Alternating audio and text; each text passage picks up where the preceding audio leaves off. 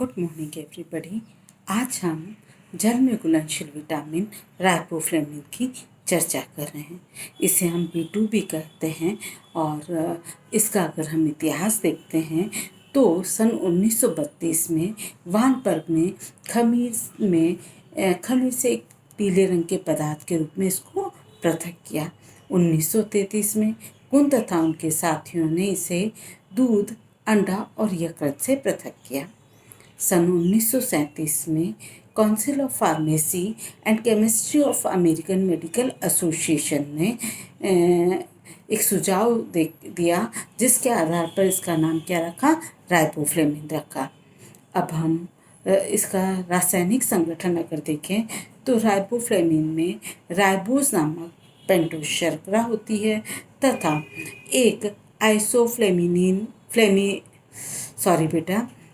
एक आइसो एलोजेनिन केंद्रक उपस्थित होता है। अगर हम इसकी विशेषता देखते हैं तो ये जल में कम घुलनशील होता है। 25 डिग्री तापमान पर 100 ml जल में ये 12 मिलीग्राम ही घुलता है और जबकि हम टेम्परेचर अगर बढ़ाते हैं 100 डिग्री सेंटीग्रेड टेम्परेचर कर देते हैं तो ये 230 मिलीग्राम भी घुल जाता है। जल में घुलने के बाद ये हरे पीले रंग के द्रव में परिवर्तित हो जाता है। शुद्ध रूप में राइबोफ्लेविन जो है नारंगी पीले रंग का रवेदार पदार्थ होता है। इसका स्वाद जो होता है वह कैसा होता है, कसेला होता है और ये जो होता है गंधहीन होता है, अर्थात इसमें गंध नहीं होती। राइबोफ्लेविन जो है अम्ल में, ताप में, वायु के प्रति क्या होता है, स्थिर होता है, परंतु क्षार के संपर्क में आने पर कमरे के तापमान पर ही ये नष्ट हो जाता है। अब हम जब राइबोफ्लेविन को अम्लीय घोल में सूर्य प्रकाश की पराबैंगनी किरणों के संपर्क में रखते हैं तो ये ल्यूमिक्रोम में परिवर्तित हो जाता है, जिससे नीले रंग की क्या निकलती है, चमक निकलती है। और राइबोफ्लेविन के क्षारीय घोल को सूर्य प्रकाश की किरणों के संपर्क में रखते हैं तो ल्यूमिफ्लेविन में परिवर्तित हो जाता है। हरे पीले रंग की इससे चमक निकलती है। यह क्षारीय और सूर्य की पराबैंगनी किरणों के प्रति क्या होता है, अस्थिर होता है। इनके संपर्क में आने पर ये क्या होता है, नष्ट हो जाता है। तो ये सारी विशेषताएं किसकी थी, राइबोफ्लेविन की। अब हम राइबोफ्लेविन के कार्यों पर चर्चा करेंगे। तो राइबोफ्लेविन का प्रथम कार्य है शरीर की वृद्धि में क्या होता है, सहायक होता है। थायमिन की तरह राइबोफ्लेविन भी शरीर की वृद्धि में क्या करता है, सहायता करता है और शरीर के कोशों का भरण पोषण करता है। राइबोफ्लेविन प्रोटीन, कार्बोज और वसा के चयापचय के लिए अति आवश्यक होता है। ये कोशों के भीतर से एनर्जी को विमुक्त करता है, अर्थात एनर्जी रिलीज करने के लिए अति आवश्यक होता है। फिर इसका नेक्स्ट कार्य अगर हम देखते हैं तो कोशिकाओं में श्वसन में मदद करता है। अब थायमिन की तरह राइबोफ्लेविन भी कोशिकाओं के श्वसन में मुख्य भूमिका अदा करता है। आहार से प्राप्त राइबोफ्लेविन शरीर में जाकर क्या करता है, एक जटिल यौगिक बना लेता है और राइबोफ्लेविन फास्फोरिक एसिड के साथ संयोग करता है और संयोग करके फ्लेविन मोनोन्यूक्लियोटाइड बनाता है, जिसे हम FMN कहते हैं। और कुछ राइबोफ्लेविन फास्फोरिक एसिड और एडेनिन के साथ संयोग करके फ्लेविन एडेनिन ट्राइन्यूक्लियोटाइड्स बनाते हैं, जिसे हम FAD कहते हैं। और फिर ये यौगिक विशिष्ट प्रोटीन के साथ मिलकर कोएंजाइम्स बना लेते हैं और ये कोएंजाइम्स युक्त राइबोफ्लेविन क्या करता है, और कोशों में ऑक्सीकरण की क्रिया में भाग लेता है और ये कोएंजाइम्स ऑक्सीकरण और रिडक्शन की क्रिया करने में सहायता करता है। अब हम आते हैं इसके नेक्स्ट कार्य पे। तो ये त्वचा को स्वस्थ बनाए रखने में क्या करता है, मदद करता है। राइबोफ्लेविन त्वचा के स्वास्थ्य के लिए भी आवश्यक होता है।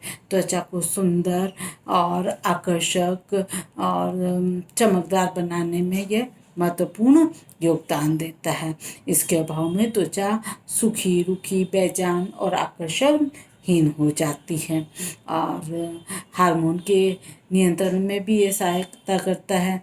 मतलब ये क्या होता है, कार्बोज को ठीक प्रकार से चयापचय करने के लिए हमें किसकी आवश्यकता होती है, हार्मोन की आवश्यकता होती है। ये हार्मोन के नियमन और नियंत्रण में क्या करता है, मदद करता है। इंसुलिन हार्मोन की सक्रियता के लिए क्या होता है, ये अति आवश्यक होता है। इस विटामिन की अनुपस्थिति में या कमी पर क्या होता है, इंसुलिन हार्मोन सक्रिय नहीं हो पाता है। इसका फिर नेक्स्ट कार्य है दृष्टि नाड़ी जो होती है उसके उद्दीपन के लिए भी ये आवश्यक होता है। फिर एक्चुअल में क्या होता है, ये रोशनी के संपर्क में आकर एक यौगिक में परिवर्तित हो जाता है, जिससे क्या होता है कि ये यौगिक जो है दृष्टि नाड़ी में को उत्तेजित करने में हमारी मदद करता है। फिर आँखों के उत्तम स्वास्थ्य के लिए भी आवश्यक होते हैं। राइबोफ्लेविन आँखों के उत्तम स्वास्थ्य के लिए भी आवश्यक होते हैं। इनके अभाव में नेत्रों की जो रक्त केशिकाएं होती है उनमें घाव हो जाते हैं, आँखों में जलन होने लगती है, आँखों से पानी निकलने लगता है, आँखों से वस्तुएं स्पष्ट नहीं दिखाई देती, आँखों के कॉर्निया भी प्रभावित हो जाता है। और इसके अतिरिक्त राइबोफ्लेविन क्या होता है, लाल रक्त कणिकाओं के निर्माण में भी कुछ हद तक मदद करता है। तो इस प्रकार ये हुए राइबोफ्लेविन के कार्य। अब हम देखते हैं राइबोफ्लेविन की अगर हमारे शरीर में कमी हो जाए तो क्या होगा। तो पहला तो क्या होता है, त्वचा पर घाव हो जाएंगे।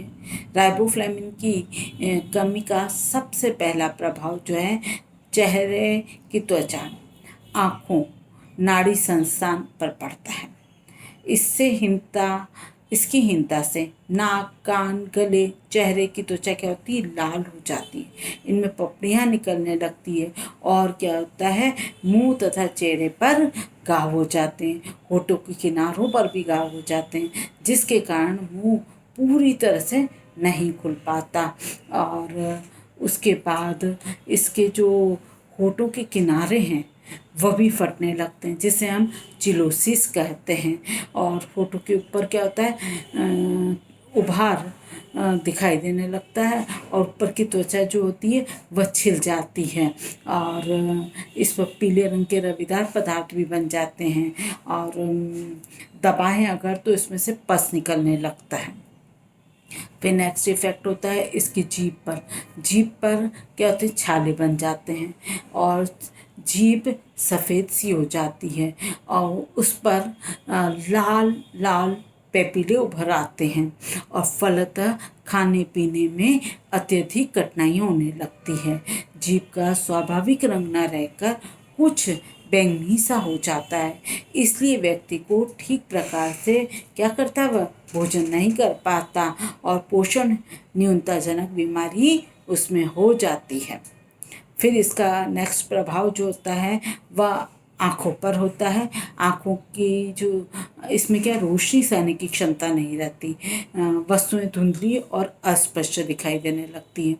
कॉर्निया जो होता है वो लाल होने लगता है, आँखों में जलन होने लगती है, आँखों से पानी निकलने लगता है और यदि इसका समय पर उपचार नहीं किया जाए तो आँखों की जो ज्योति है वह सदा के लिए चली जाती है।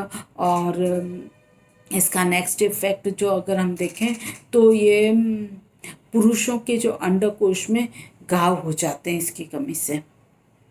फिर इससे एक और प्रभाव देखते हैं, श्वेत रक्त कणिकाएं जो होती है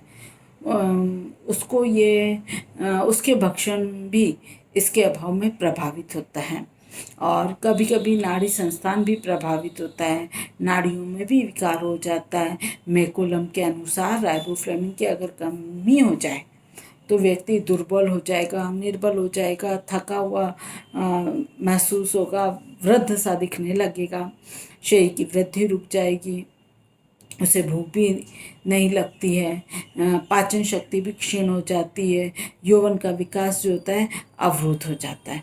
अब ये देखें कि ये जो कमियां होती है वो राइबोफ्लेविन में किस कारण से होती है।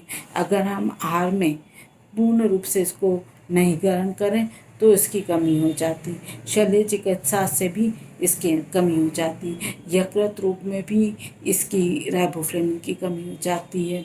या फिर क्या होता है, अनियमित हमारी आदतें सही नहीं हो, कि हमारा खाने का तरीका सही नहीं है, तो भी ये हो जाता है। और इसके बाद उल्टी है, दस्त है, अगर ये बार बार हो तो ये हो जाते हैं। जो मदिरा पान अधिक करते हैं उनको भी ये हो जाता है। पेट में अगर जिसके घाव हो जाते हैं तो उनको भी इस प्रकार के रोग देखने में आते हैं। अब राइबोफ्लेविन हमें कहाँ से प्राप्त होगा, तो अब हमें इसके प्राप्ति के सोर्स देखते हैं। तो राइबोफ्लेविन की प्राप्ति का सर्वोत्तम साधन जो है वो सूखा खमीर है, यकृत है, अंडे का पाउडर है, दूध का पाउडर है, इनसे खूब मिलता है। इसके अतिरिक्त ताज़ा अंडा, मांस, मछली, संपूर्ण अनाज है, दाल है, ताज़ा दूध है, हरे पत्तेदार सब्जियां, इसमें भी ये प्रचुर मात्रा में उपस्थित होता है। जड़ कंद वाली सब्जियों में भी ये पाया जाता है। इसके अतिरिक्त ये पॉलिश किए हुए चावल, मैदा, भूसी रहित आटा तथा फलों में ये बहुत ही कम मात्रा में उपस्थित होता है। तो अगर हम इसके सर्वोत्तम साधन देखें तो सूखा खमीर है, यकृत है, अंडे का पाउडर है, दूध का पाउडर है, मक्खन रहित दूध है, इसे हमने क्या कहा, सर्वोत्तम साधन कहा। और गुड सोर्स किसे कहा हमने, ताज़ा अंडा, मांस, मछली, दाल, फल, सब्जियां, दूध, हरे पत्तेदार सब्जियां, ये क्या है, इसके अच्छे सोर्स हैं। अब हम आते हैं कि राइबोफ्लेविन की हमें दैनिक आवश्यकता कितनी होती है। तो FAO और WHO के जो भोज्य विशेषज्ञ हैं उन्होंने राइबोफ्लेविन की मात्रा जो है वह कैलोरी की दैनिक मात्रा के आधार पर निर्धारित की, और उसी के आधार पर भारतीय वैज्ञानिक जो अपने कहते हैं ICMR ने भी इसकी मात्रा प्रस्तावित की। और इन्होंने क्या बताया है, FAO ने और WHO ने 0.55 मिलीग्राम पर 1000 कैलोरी राइबोफ्लेविन की हमें पर डे आवश्यकता होती है। अच्छा, राइबोफ्लेविन का जो शोषण है वो छोटी आंत में होता है।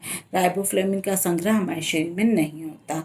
राइबोफ्लेविन का उत्सर्जन जो है मूत्र के द्वारा होता है, और अल्प मात्रा में इसका उत्सर्जन जो है पसीने के द्वारा भी होता है। आया बच्चों समझ में? अगर आया है धन्यवाद। कंप्लीट।